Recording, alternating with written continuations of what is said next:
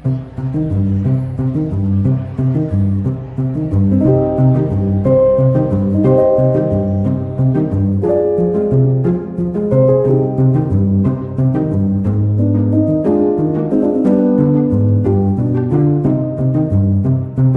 is August, and on August 1st, 2022, the Alliance of Arizona Nonprofits and the Arizona Grantmakers Forum merged. We are each a powerful statewide organization, and we fully merged to become one organization. Look around to the 5 or 6 people maybe sitting at your table. Find one that you don't know very well or that you've never seen before and you want to get to know. When we say go, you get 4 minutes. Tell them 2 things you love about your job.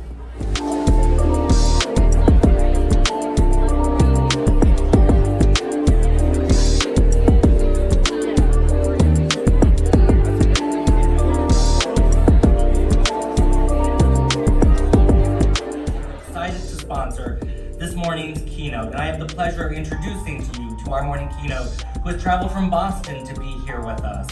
Her keynote, Resilient Organizational Culture by Embedding Equity, is about what a resilient and equitable organizational culture looks like and how we can play an active role in transforming our organizations. Dr. Atyia Martin is the CEO and founder of All Aces Inc., an alternative to traditional diversity, equity, and inclusion consulting firms. Her personal mission is to unleash the invisible power that every person and organization has to intentionally act to disrupt oppression. Dr. Martin has over 20 years of experience applying the principles of racial equity and social justice during her career in resilience, emergency management, public health, and homeland security. Please welcome Dr. Martin. Asking for your help today. Is that okay? So that means you're gonna have to throw your voice way up here so I can hear you. The first question that I have for you all, because you all have been doing this work too, right? You've been trying to figure this out in your organizations, in your community. So the first thing I want to ask you is about toxicity in the workplace. How many of us have worked somewhere where there was toxicity? Yes. So we're gonna put this together as a group, all of the different pieces. What does it look like in terms of how the employees are behaving? What does it look like in terms of how managers are behaving?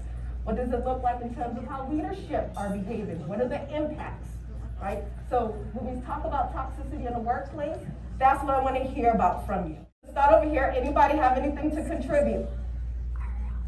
Yes, ma'am. It looks like people asking you for more hours than you have agreed to, right?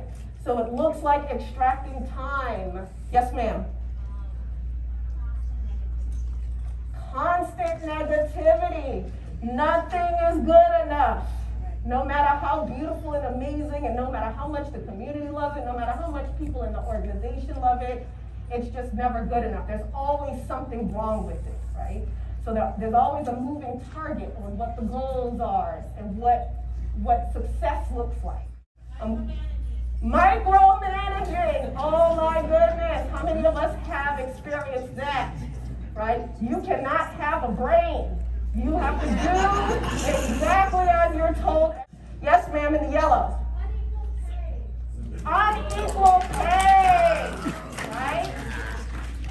So people are getting paid based on relationships, based on who can advertise themselves better, not necessarily based on structure and process. Yes, not equally being able to make a mistake. You get no deference, right? There's no deference, there's no acknowledgement of your humanity or what was amazing about what you did. It's all deficit based. I'm gonna come to you here, then I'm gonna come to you. Yes, ma'am. Asking for opinions or getting mad when you hear it, right? It's the double-edged sword. You know, you get what you ask for. When people offer you things that are hard to hear, it's like getting the answer to the test, right? They're telling you, if you fix this stuff, this internal world will be a better place. which spills out into the external world because we bring our organizational dysfunction out into communities. Yes, allowing microaggressions and bias to go unchecked, right? Especially in the Zoom world. Tokenism. Tell me more about tokenism, y'all. Yes, to be the only brown person in the room. And then when you are, folks are like, well, you're the expert on, all things brown. So like, we should ask you to tell us everything about DEI, about whatever your race or ethnicity is. Like, you speak for all people who come from that. And this sounds funny, but it's also very real, and we all do it sometimes. Leaders undermining other leaders, right? We're getting this sense of competition where let's forget about what the organization needs and what's going to help us be successful. We're too busy competing with each other. Living in the problem space instead of the solution space, right? The problem space is easy to live in, right? It's one of those places where it feels kind of therapeutic, right? You're getting it off your chest. Look at all the stuff that's wrong, that's horrible, and then figuring out how do you translate that energy that people have into solutions. Because generally speaking, sometimes we understand the problems and the challenges of an organization, but we struggle as an individual to always figure out, well, what should we do about it? That's where the collective action that was mentioned earlier comes into play internally. Like our ability to hear what those patterns of experiences are that marginalized identities and organizations are having, and then figuring out how does that relate to concrete operational and cultural issues that we might be having. We say we want to hear people's opinions, and sometimes when we create the space for that, people struggle to actually do those things. Why? Because they're skills. And most of us have worked in organizations that have, by default, a pretty oppressive culture for all employees. And then you layer on top of that isms, like racism and sexism and classism and all that other stuff, and how it becomes a whole toxic mess. You have to teach people the skills and be patient with folks in terms of what it means to be a part of the solution space. Poor communication, horrible. Leadership comes top down, right? And sometimes we forget when we're in leadership roles because we're so plugged into certain things. We think that because we say something one time, everyone heard it. Like, I sent that out in an email. Why doesn't everybody know this thing? Right? I mentioned it at the meeting. Nobody remembers that. And we have to remember that people need to hear something 3 to 7 times. And then when you add the virtual complication to things, right? Sometimes people will miss things because we're sometimes multitasking, right?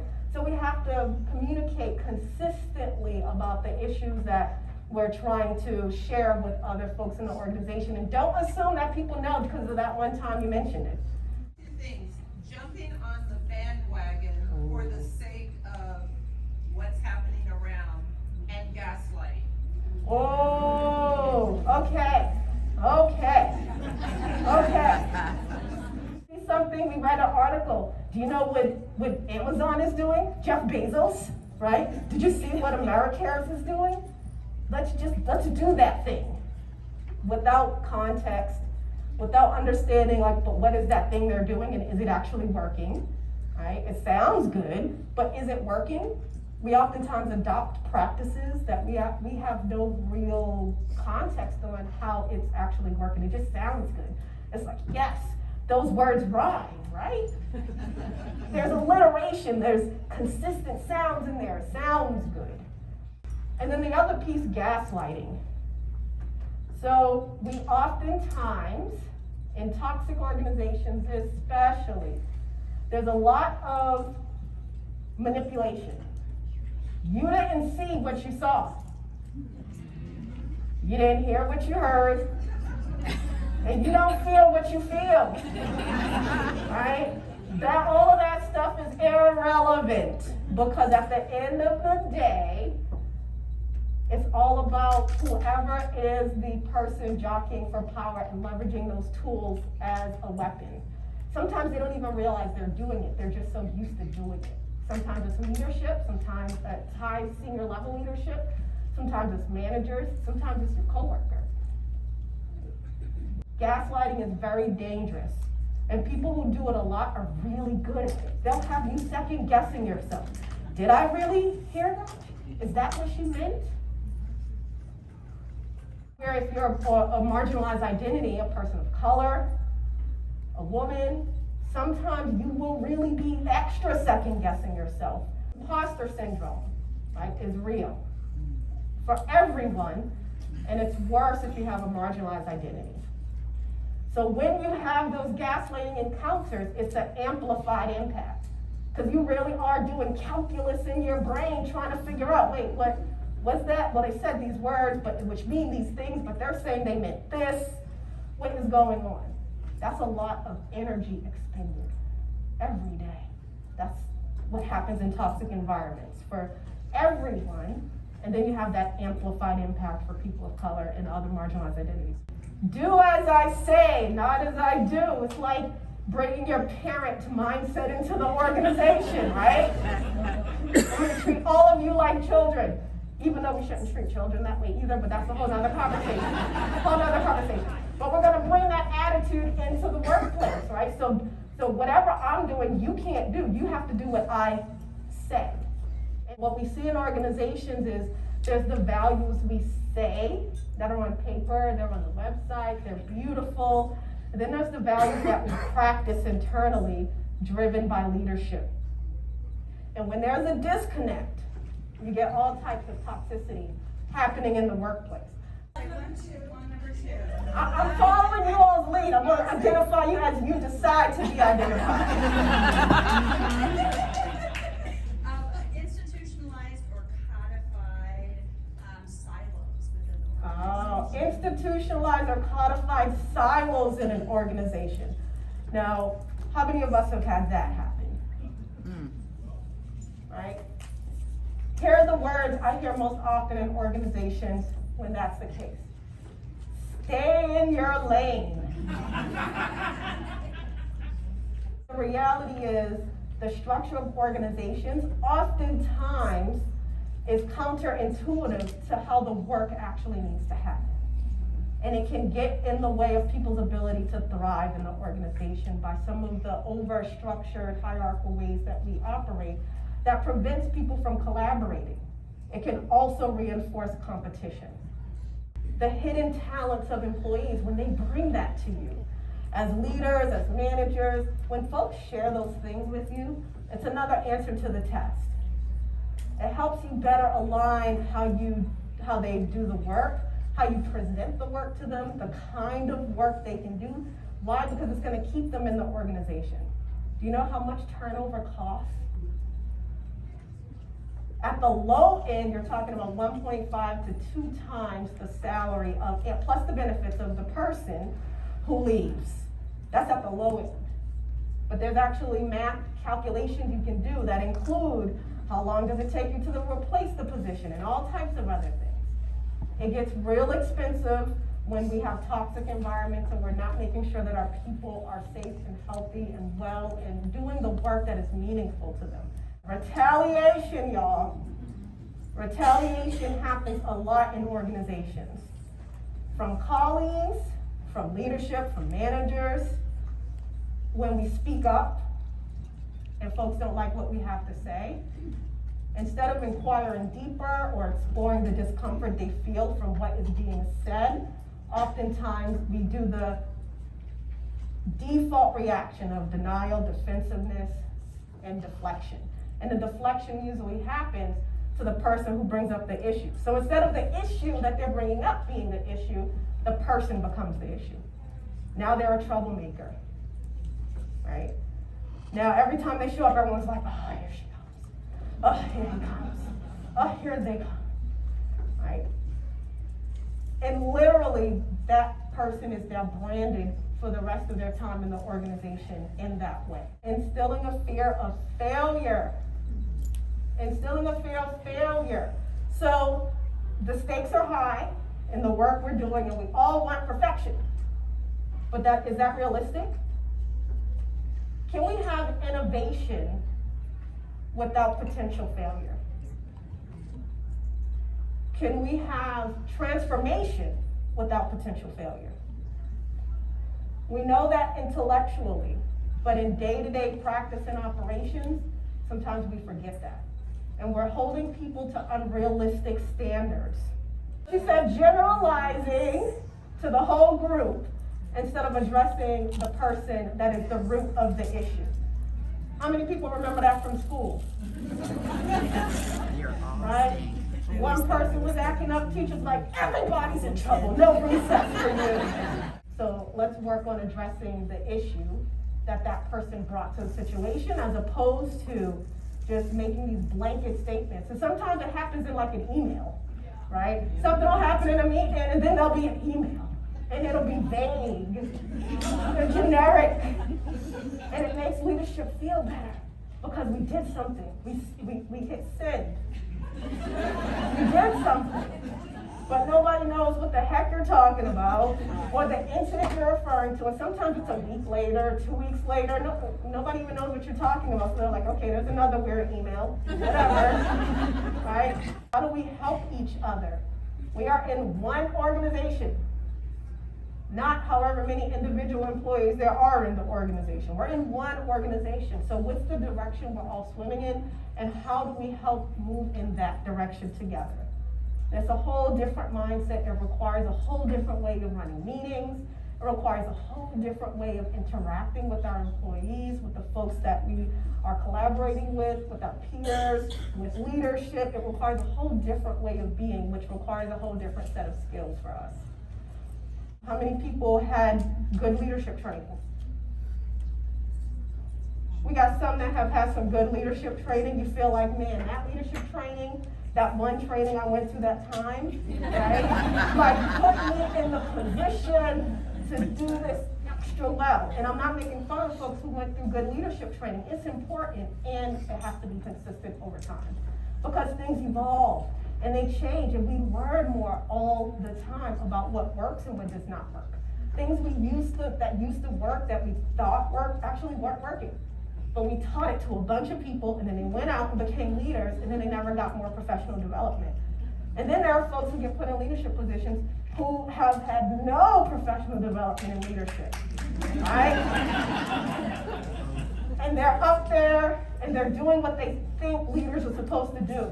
I'm supposed to command the room and I'm supposed to tell people what to do and I'm supposed to have all the answers. And all of those things are the opposite of what good leaders do. There are a consistent set of skills that are critical for leaders that we have to constantly be working on because life is busy, it's real, we're pulled in a million different directions, and when we are not managing ourselves because of all of those ways we're being pulled, when we don't have the skills to manage ourselves in the face of all those realities, we are usually causing harm and we don't realize that's what we're doing. What are some of those skills? So I would say racial and social justice literacy. And I don't mean just definitions of things. That's important, it's foundational. But when you look at the higher level knowledge and skills, it's like, but how does this type of repression actually work and how does it show up in the workplace? That's different, right? The historical context. For every issue that we deal with in our organizations, in community, there is a whole set of historical stories that we never learned in school that explains it. I have learned more about history post-school than I did while I was in school.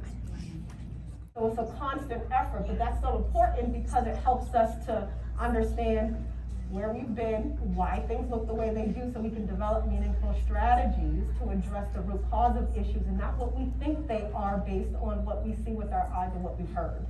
That historical context isn't just about the bad stuff, it's also about the good stuff. What have we done well collectively in different contexts associated with these issues that we can learn from?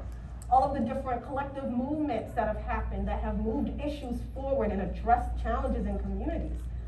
Whole set of historical world that we just don't know because we didn't learn it in school. Another important skill for us is how do we make sure we understand how to communicate? Y'all brought that up. Communicate with yourself, intrapersonal communication, communication with other people, communication within an organization. Right? Those are distinct skills. And the first one is a part of managing ourselves. Yes, you are not crazy if you talk to yourself in your head, unless it's a different person responds. Then I would say there's some challenges there, and we should probably, ask some different questions. But that voice inside of us is us, and so we should be communicating with ourselves. It's important as leaders to challenge ourselves. Otherwise, you will constantly be externally challenged and have to develop all these strategies to dip and dodge all the things that we're not managing ourselves on.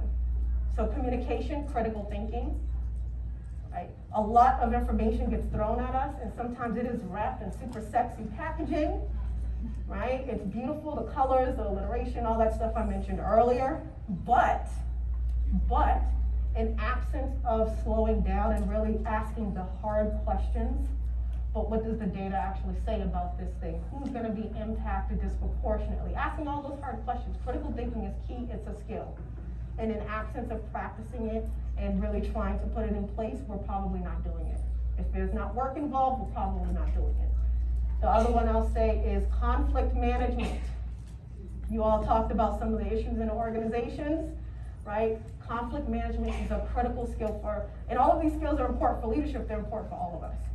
Conflict management, we run from conflict like we are going to die from it, right? We get our heart starts beating all fast, we get all sweaty, we don't know what to say, we start shaking, right? But the reality is that is what builds strong relationships. If we cannot navigate conflict, we cannot navigate and build good relationships. The last one I'll mention is related to all of them, which is emotional intelligence. You have to know how you feel, why you feel it, where that's coming from. You have so that you can interrogate before you act on emotions. Because emotions are important. It's an important data point. It's telling you something. But you can't act on it without understanding what it's telling you. And that's what oftentimes we do. I'm going to run through a couple of different surveys. So this one asks respondents about what they experience in terms of stress at work. And was it enough to have them have to see a doctor because they have an actual health issue associated with it? 30% of the people that they surveyed said they experienced stress at work of sufficient severity to adversely impact their health. 35% is the odds of having a physician-diagnosed illness because of high job demands. So you have more than a 1 in 3 chance of having to go see a doctor because of the chaos that's happening at work. 90% of employees that have experienced disrespect in the workplace say they have experienced some type of discrimination or harassment at work in the past year. So you see this intersection of the toxicity of a workplace, everybody, it sucks for everyone, and there's that amplified impact for marginalized identities. Now the danger in this is it can cost anywhere from $1.6 to $2 million when folks get to the discrimination and harassment settlements or losses if legal action is taken when people are having those experiences.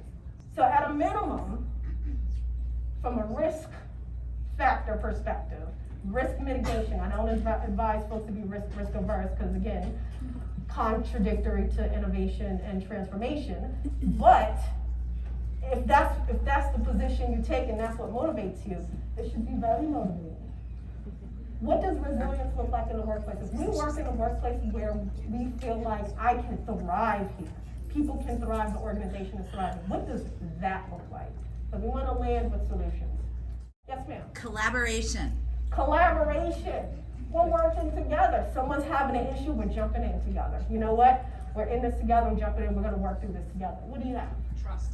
Trust. Now, does trust happen at the speed of how we want it to happen? Takes time to build, right? So we're investing in what it takes to build trust in organizations among our staff and with leadership. What else? I'm going to come here, then I'm going to come to you. Vulnerability is welcomed and encouraged. Vulnerability is welcomed and encouraged. One of our values is collective care. And so for collective care, the way we practice that as a value is we start every meeting with a check-in. How are you doing? For real, for real. Don't just tell me okay or whatever, but for real. And that's important because it's related to work. It's related to work because we are not two different people. We're one person, and we bring whatever is going on into work. Now, people can share what they're comfortable sharing, but to know that someone's struggling that week helps you to prioritize what you give them. It helps you to support them in the ways they might need to be supported. It helps their colleagues, give them a little bit of space. Yes, ma'am. Positive reinforcement. If I see awesomeness, I'm gonna call out awesomeness all day, every day. And I'm gonna be specific about it, not good job. No, that was really amazing how you worked with that person who was struggling and having a breakdown, and you took your time and really supported them and heard what they were saying and didn't dismiss them. That's specific feedback. Yes, ma'am. Mistakes are a good opportunity to grow. Mistakes are a good opportunity to grow. We're gonna actually learn some lessons. And we're gonna see what we need to shift and adjust in order to accommodate what we just learned. We're actually gonna learn it, right? We don't want lessons unlearned, we want lessons learned, which means we're gonna change some things to help make sure that that doesn't happen again. Going with that, you don't make mistakes alone. You don't make mistakes alone, right? We're in this together. I'm not gonna just point my finger at one and be like, you. I'm gonna be like, okay, let's, again, figure out what we can learn from that. How can we help support someone? Maybe we put someone in a situation and set them up for failure. Let's take a step back and look at that. One of the traps we fall into is being uncomfortable giving people feedback. For fear, because they're different from us or whatever. But that is the biggest gift you can give somebody. You have to wrap it like a gift though. You have to wrap it like a gift though. You have to be clear.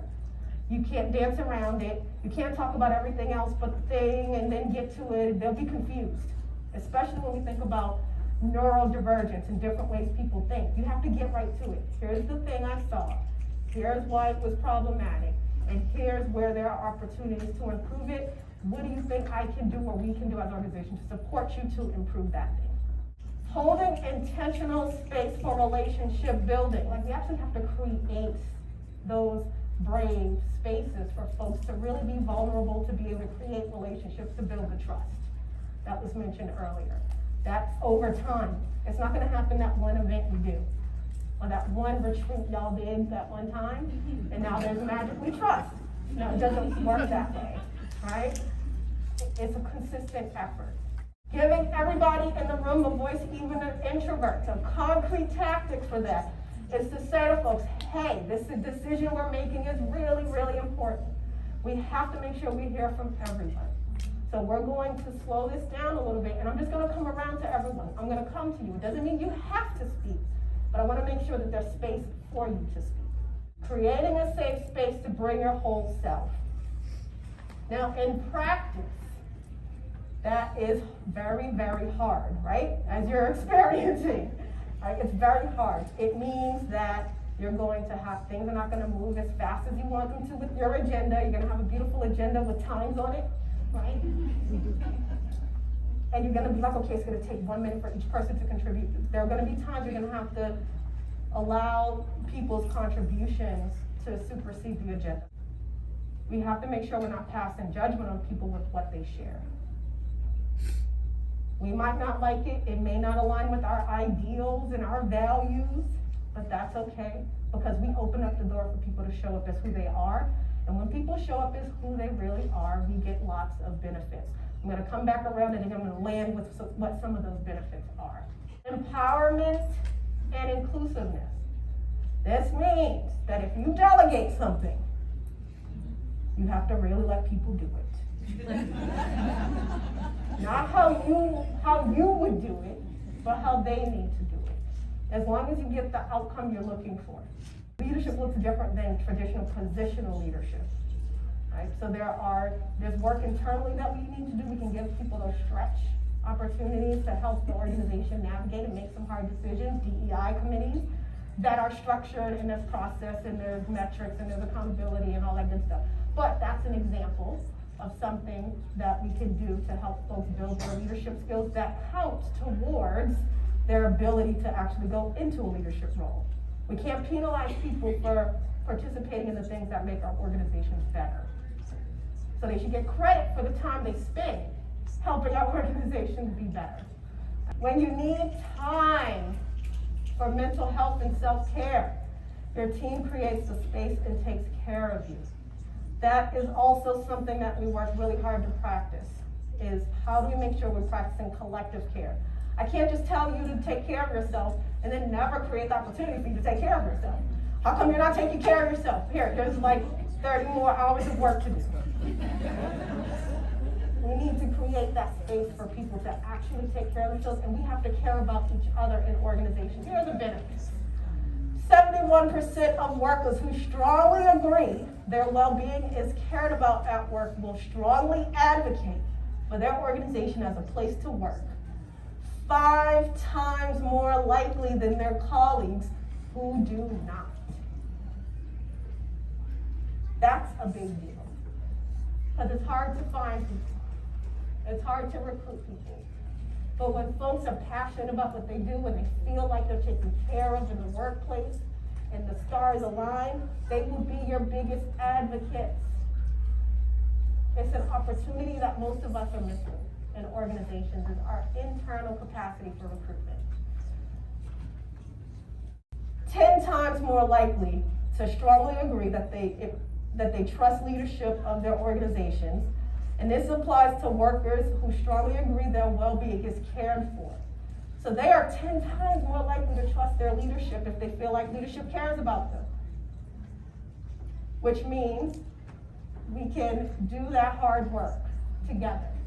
It means that I'm going to understand that you're struggling as a leader. And I'm going to help participate in you not having all the answers, but us collectively working through those answers. And I'm going to have some compassion for you. Compassion is different from empathy. Compassion requires action. It's not just that I feel for you. It's that I'm willing to jump in it with you. And vice versa. That employees need that from leaders as well. 65% of employees who strongly agree they are treated with respect are more likely to be engaged compared to 13% for those who do not strongly agree. Engagement at work is what we all want. We want people to be contributing their ideas, their talents, their passion. We want them to help us problem solve. We want them to be proactive when a problem shows up. We want them to take leadership and figure out how to work through it. And if they can't, bring it to the rest of us to work on it collectively. People will not do this. They will check out. They will show up and do just enough to get their paycheck every week or every 2 weeks or every month. Opportunities to learn and grow is the #1 driver of a great work culture across all identities. People want to be developed. This doesn't mean that I'm just going to climb a ladder. This doesn't mean that I'm just looking for greater pay. This doesn't mean for any of those things we traditionally think about. I'm going to leave you with a quote that is one of my favorite quotes in the whole wide world. And if you've heard me speak before, you may have heard me say this. And that is, most people don't recognize opportunity because it comes disguised as hard work. Most people don't recognize opportunity because it comes disguised as hard work. We all want our organizations to thrive. We want our employees to thrive. We want communities to thrive. But that takes a level of intentional effort that is sustained over time in order to not just get there, but to stay there. Things change. Leadership changes, employees change, the realities of our industry change, and we have to be able to move with those changes. Thank you so much for trusting me to be here with you today and welcoming me into your community. I am going to be here until lunch, so if you have questions or want to talk, I'm happy to do that with you. So I'm sending lots of love, hope, and intentional action to each and every one of you. Thank you.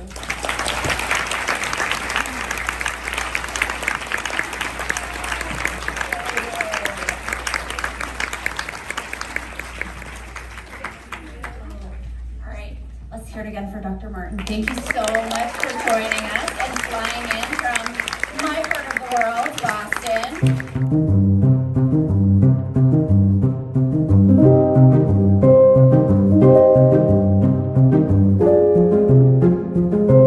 you.